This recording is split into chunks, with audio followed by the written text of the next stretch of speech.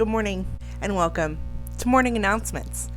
The host you didn't ask for, Jessie Cayton, teacher trapped in her home like the rest of you, to update you on things maybe you didn't even know you needed to hear.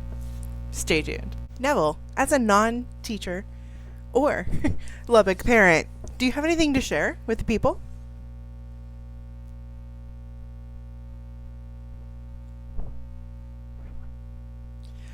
Good point. Sometimes silence is best. Before we get into morning announcements, I don't want you to think this is something that we have not pulled out all the stops in the production of this situation and want to, just show you a little bit of that. So, see this?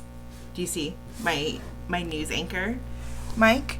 It's too far to be effective, but that's not what matters. What matters is I am literally reading you the news reports. I could be reading a teleprompter right now. I'm hands-free. It's important in production. Here's another fun tip.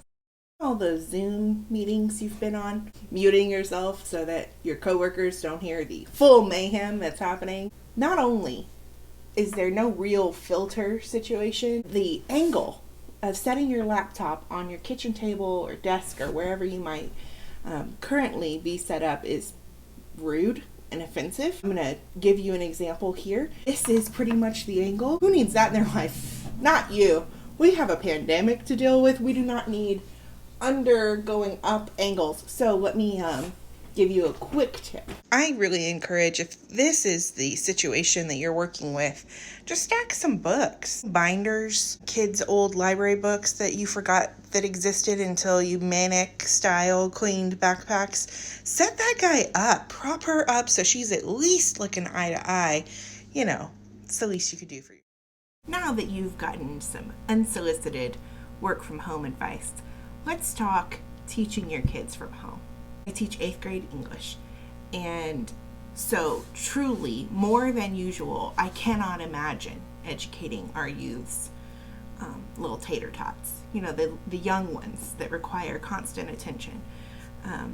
In my mind, what you're being asked to embark upon is truly wild. It is as wild for your kids' teachers. We're all going through it. Going into virtual learning for realsies starting today.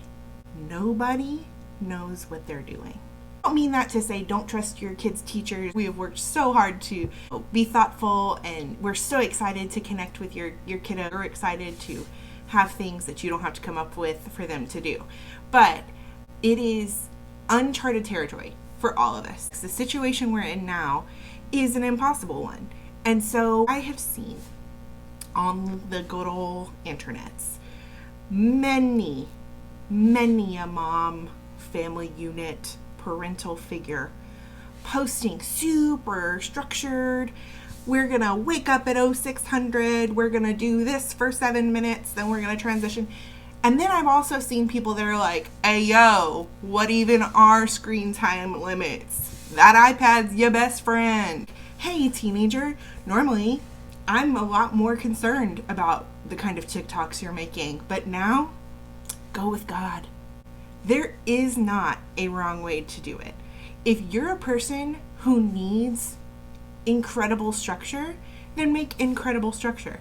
If you're a person that's like, 4/5 of our family washed their hair, crushing it, that's right too. There's not a wrong way to go into this experience. What social media does in connecting us and in giving us ideas and in making us feel less isolated when we are socially isolated is wonderful. The other thing it does is breed this competitive thing. We feel like we have to do the chart paper schedule that our friend down the street has done.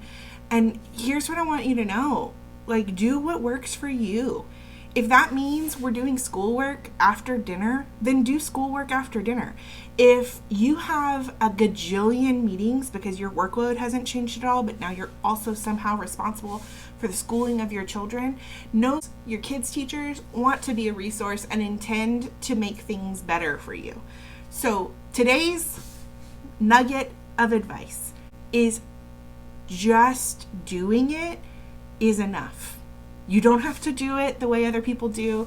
It doesn't have to look like a crazy schedule, or you don't have to feel shame about needing a crazy schedule to make your life work. You do you. Make it work.